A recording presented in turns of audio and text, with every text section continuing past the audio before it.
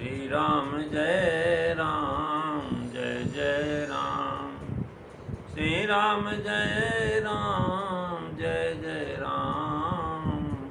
श्री राम जय राम जय जय राम।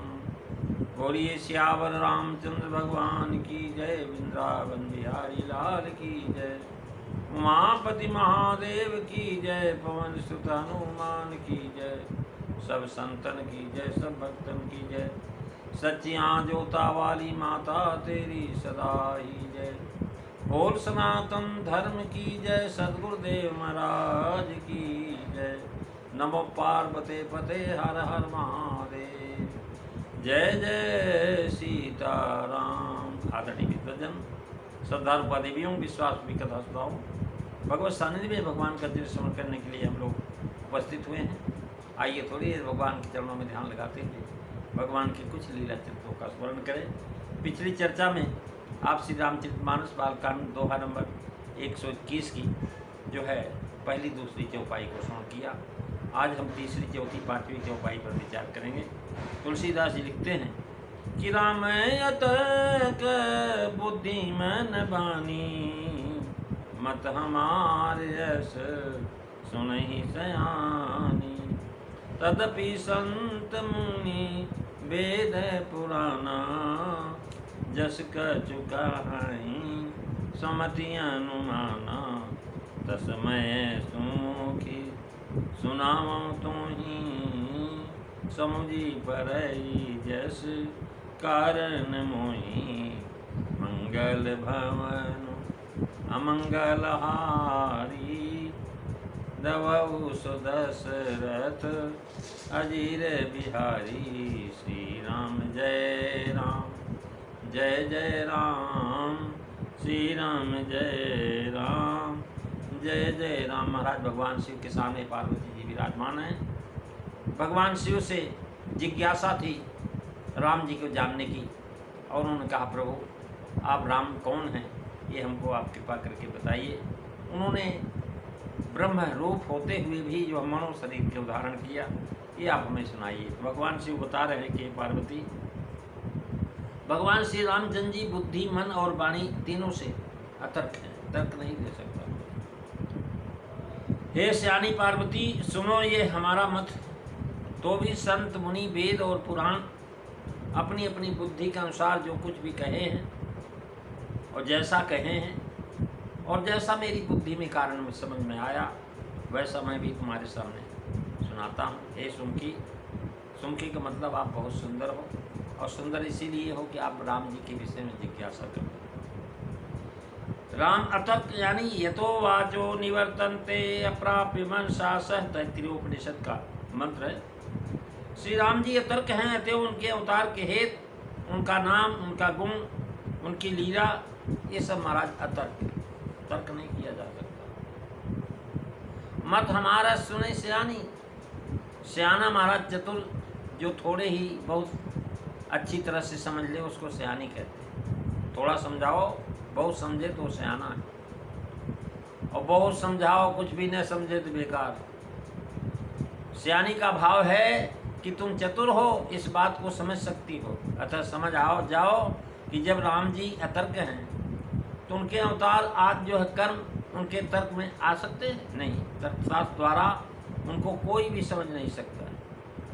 बुद्धि मन वाणी यानी मन संकल्प विकल्प करता है, बुद्धि निश्चय करती है, और वाणी जो है निश्चित सिद्धांत को कहती है। परंतु राम जी के विषय में किसी की भी बुद्धि, मन और वाणी कुछ भी नहीं कर सकता, सब असमर्थ। पुनः तार्किक बुद्धि के अनुमान से मुनि मन से मनन करते हैं मुनि लोग, और वेद स्वयं वाणी है और वह राज सबसे उत्कृष्ट है। वे तो महाराज तीनों से भी तर्क नहीं कर सकते। श्रुति भी कहती न तत्रो चक्षु गच्छन्ति न वाग गच्छत न मनो न विद्मो न विजानी न। चक्षु से ज्ञानेन्द्रीय, वाग से कर्मेंद्रीय, मन से महाराज जो है कह रहे हैं, मन से विघ्न विज्ञानी से, बुद्धि और चित्त का कार्य बताता है, जिनमें किसी की भी पहुंच राम में नहीं। अतः श्रुति भगवती माता ने जो कहा है कि तर्क अप्रतिष्ठ है, यही राम अतर्क है। अतर्क का भाव यह है कि यदि तर्क की गति होती तो उनके अवतार के विषय में यदि मिथ्यम नहीं कहते हैं। ऐसा ही है भगवान के अवतार लेने का कारण हम कह नहीं सकते, कोई भी नहीं कह सकता। भगवान एक आदमी के बुलाने से भी आ जाते हैं, अनेकों लोग प्रार्थना करते तब भी भगवान का आना कठिन हो जाता है, समय देते हैं। यानी इस प्रकार से अनादि अनंत बुद्धि, मन और वाणी ही तर्क की प्रक्रिया होती, तो बुद्धि आदि की गति नहीं है, और अनादि अनंत पदार्थ जो है बुद्धि में आ नहीं सकता। राम आश्चर्य में देव में सर्वांतर आश्चर्य में हम देव मनंतम विस्तो मुखम। उमा ने अपने को महाराज जगत सहज जड़ नारी यानी कहा था, तो शिव जी ने कहा नहीं, तुम तो सयानी, तुम बड़ी अच्छी तरह समझ जाओ।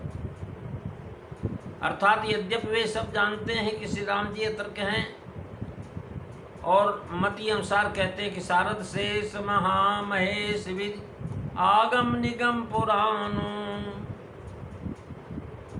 नेति नेति कही जा सुकस करें निरंतर ज्ञान, सब जानत प्रभु प्रभुता सोई, तदपि कहे बिन रहा न कोई। महाराज सब जानते हैं कि भगवान की महिमा कोई नहीं पूरा प्राप्त, लेकिन फिर भी बिना कहे रह नहीं सकते। भाव यह कि भगवान के चरित्र अनंत हैं, उनमें से कुछ कहते हैं स्वमत अनुमाना।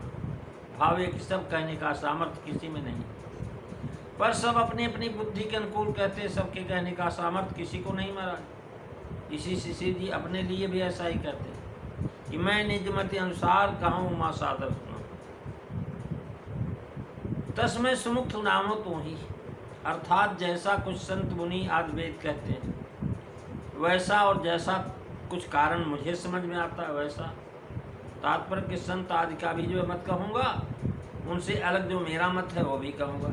इस पर प्रश्न उठता है कि हे शिव जी, इन सबों से पृथक आपका मत क्या है? उत्तर है कि महाराज जय विजय जलंधर रुद्रगण वैवस्वत मनु का प्रकरण वेद पुराणों में मिलता है, वेद पुराणों का कहा हुआ है।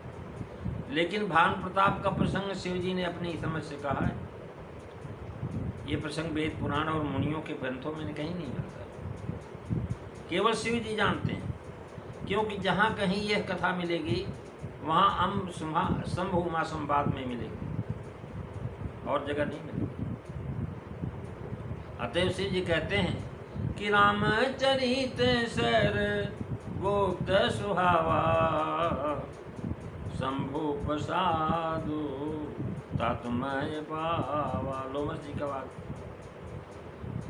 धनराज शास्त्री कहते थे कि भान प्रताप परिमर्दन कल्पवासी कथा अगस्त रामायण में है, जो तिब्बत में लामा की पुस्तकालय में,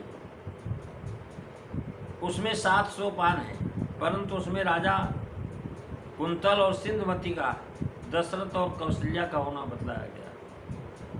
तो महाराज रामचरित सतकोट ये पारा, सुत शारदा न बन नहीं पारा। तो महाराज सुमुख का कहने का राम कथा का प्रश्न किया है, इसलिए तुम सुमुखी हो।